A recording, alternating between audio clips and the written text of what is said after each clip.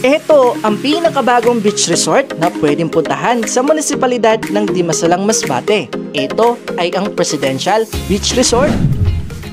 Wow! Look at that! Grabe! Ganda ng dagat! Beautiful! Isa lamang ito guys sa 5 destinasyon na maaari nyong puntahan kapag nag-avail kayo ng Island Hopping Tour dito sa Nescape Travel and Tours, isang bagong tour operator dito sa Masbate.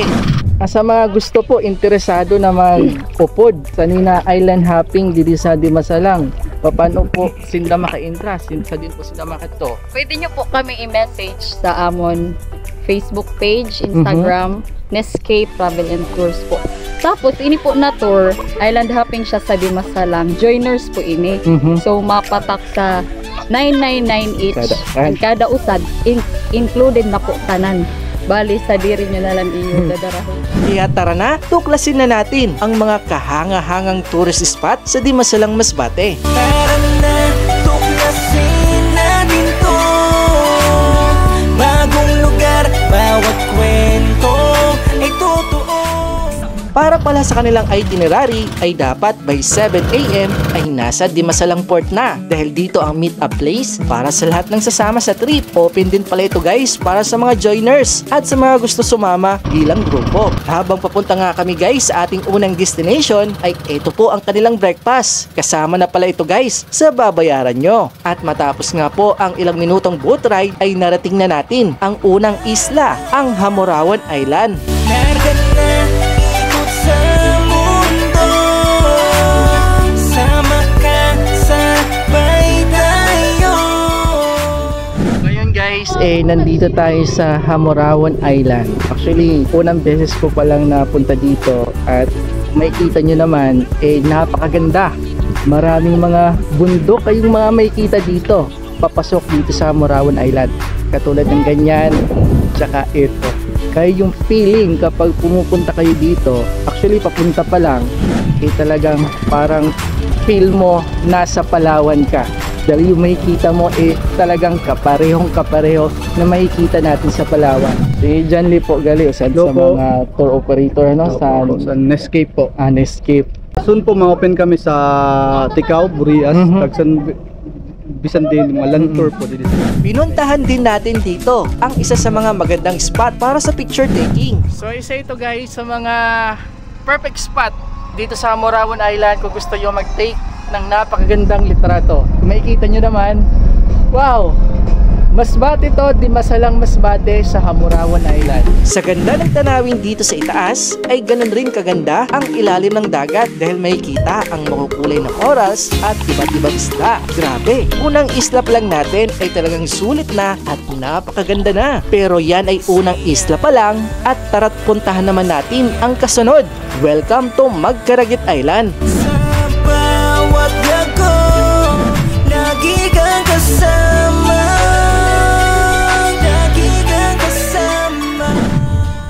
Kilala ang lugar na to dahil sa kanyang natural na parang arko na tinawag ng mga lokal na Burro Bintana. Kung makikita nyo naman kasi parang may butas tapos talagang may arko talaga sa itaas na kung saan kapag pumasok ka dito para kang pumasok sa isang portal kasi doon sa unahan talagang ibang iba yung view na makikita nyo doon. Ito guys yung view ko, makikita mo. Magpasok nyo pa lang, ito po yung view. Talagang mapapawaw ka sa ganda. Yan. Bukod nga dito sa natural rock formation na ito, ay sulit rin dito maligo. Dito sa kanilang malinaw at malinis na tubig. At pagkatapos nga namin dito, ay pinuntahan naman natin ang next destination, ang Jagan Island. Narga na ikot sa mundo, sama ka, sabay tayo. Ito guys, tingnan natin yung dagat. Pakita ko sa inyo guys, ganda, grabe. Wow!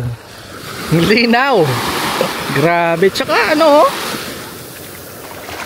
malambot yung buhangin. Yan. Yan, ito yung Nine Sea Resort. Wow! Grabe, ang ganda. Nandito tayo sa Nine Sibs Beach Resort sa isla ng Jagan. Ito ang ating third destination. At dito, pagsasaluhan ang masarap na lunch. Gusto ko po ipakita sa inyo yung hinanda nilang lunch. May liempo, isda, tsaka yung mga shells. Ito mga exotic food. Saang, tapos mga fruits. Like pakwan, tapos mango. Tapos may shrimp. Tapos may mga gulay din. Wow. Kain tayo mga idol. Tara! Ayos na idol. Dito ka na, lahat ay paborito ko. Tara na, at puntahan nyo na rin ito. Di mo pagsisisihan, ito doon na natin ko. Pagkatapos nga natin kumain ay hindi ko na pinalagpas ang lumangoy sa malinaw at malinis na tubig ng Jagan Island. Sobrang ganda talaga dito guys, para kang nasa paraiso. Para sa akin, isa ito sa mga destinasyon na hindi mo dapat palagpasin. Tsaka mas lalong mag-i-enjoy pa ang mga bumibisita dahil may mga water activities sila dito. Ang kayak pyramid po ang rent? 200 1 hour. 200 1 hour? 100 1 hour. Paddle boat? Ini po na ano? Sira na po. Sira ng jet ski. Ito may nakita ko ba nga ikog San Serena? Ano to? Paano rin po? Whole day. Oo, whole day. 100 na. So amo ito Andre, tandaan nyo na lang. Salamat po kuya. Pagkatapos nga namin dito ay tumungo naman kami sa ating ika-4th destination, ang La Forta Vega Beach Resort. Sa bawat lago, lagi kang kasama. Lagi kang kasama.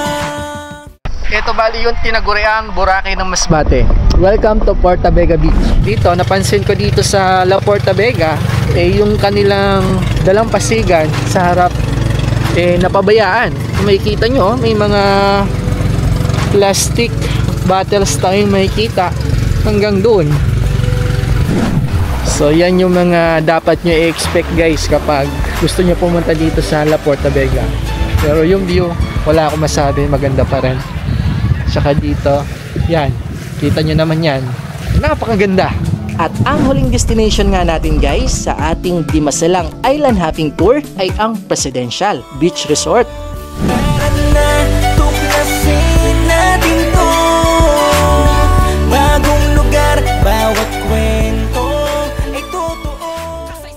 Actually guys, itong Presidential Beach, katabi lang ito o kahilera lang ito ng Forta Vega. Kung makikita nyo guys, yung mga flag ngayon, yun yung Forta Vega. Pwede nyo lakarin papunta dito sa Presidential Beach. Ito daw guys yung bago na beach resort dito sa Dimasalang. Uy, ganda sa dagat oh. Hello po. Taga din po kamo. Managanaga! Uso ni na yo? Hindi, Aroroy. Nakabot ka mo di. Taga di man sinda. So, napakaswerte ko talaga guys dahil sa isang tour, island hopping, naikot natin yung mga the best talaga na mga tourist spot dito sa Dimasalang Masbate. Katulad po nitong Presidential Beach. Kita nyo naman guys, yung mga naliligo o mga turista talagang sobrang nag-enjoy sila dito. Yan. Para po pala sa mga nagtatanong, ma'am, sir, hanggang kailan yung promo? May promo po ba kayo ngayon? Yes po. Amo po iton 999 per head. Promo runs until the end of this month. Okay. So, maski weekdays po, pwede sinda mag-island hopping anytime na mapili ninda na date. March onward. Inaklaroon ko lang, ano, inanan inyo promo hasta sini nakatapusan. Yes po. Pwede sinda mag-book.